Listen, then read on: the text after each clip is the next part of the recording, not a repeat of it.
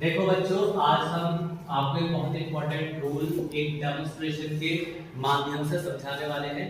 ये मेरे हाथ में दो स्क्रू हैं, ठीक है।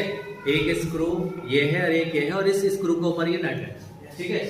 अब यहाँ पर आप देखेंगे कि जब हम इस स्क्रू का मतलब इसे रोटेट करते हैं तो इस नट की जो डायरेक्शन होती है, जरा पास से यहाँ दिखाएं, इस नट की जो डायरेक्शन होती है वो चेंज होती है। जैसे अब ये मैं नीचे की तरफ इसे पहले कर देते हैं। देखिए, इस एक मेरा ये थंब है और एक ये फिंगर है। जब मैं इसे इस तरीके से रोटेट करता हूं ये, तो ये जो नट था ये किधर की तरफ चलता है, ऊपर की तरफ, ठीक है। दोनों से करता हूं मैं इस तरीके से। लेकिन जब मैं इसे अपोजिट डायरेक्शन में करता हूं तो ये जो नट है ये किधर की तरफ जाता है, नीचे की तरफ। तो जानते हैं ऐसा क्यों होता है?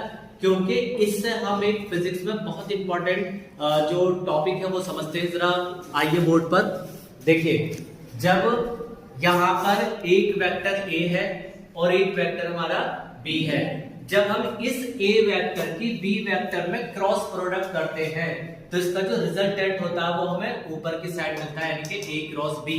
यानी कि एक वेक्टर ये, एक वेक्टर ये, इसके मैंने मल्टीप्लाई किए तो देखिए ये जो स्क्रू का नट है ये किधर की तरफ जा रहा है, ये ऊपर की तरफ जा रहा है, ठीक है। लेकिन अगर हम इसे करते हैं B क्रॉस है, यानी कि B की मल्टीप्लाई करते हैं A में क्रॉस प्रोडक्ट, तो मैंने कि B है ये A है, ये मेरी फिंगर को भी मान लीजिए और थंब को A मान लीजिए। अब मैं B की मल्टीप्लाई A में कर रहा हूं, यानी कि इधर की तरफ रोटेट कर रहा हूं। तो जब मैं इधर की तरफ रोटेट करूंगा तो ये जो नट है मेरा ये किधर की तरफ जा रहा है, ये नीचे की तरफ आ रहा है। तो इसका रिजल्टेंट हमें कहां मिला, नीचे की तरफ। तो इससे आप क्रॉस प्रोडक्ट का जो फंडा था वो समझे, A क्रॉस B ये मिलेगा और B क्रॉस A नीचे की तरफ मिलेगा। इसी वजह से जो वेक्टर प्रोडक्ट होता है हमारा A cross B does not equal to होता है किसके, B क्रॉस A के, क्योंकि इस A क्रॉस B की डायरेक्शन और इस B क्रॉस A की डायरेक्शन दोनों अपोजिट होती हैं, समझे आप?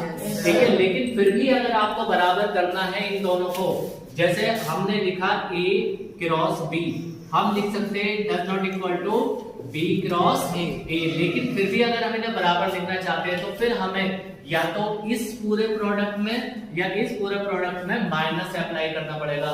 तब हम लिख सकते हैं कि A cross B is equal to minus B cross A, क्योंकि अगर कोई भी वेक्टर हमारे पास है, सपोज ये वेक्टर A है, अब हम इसमें माइनस A करते हैं तो इसकी डायरेक्शन जस्ट अपोजिट हो जाती है।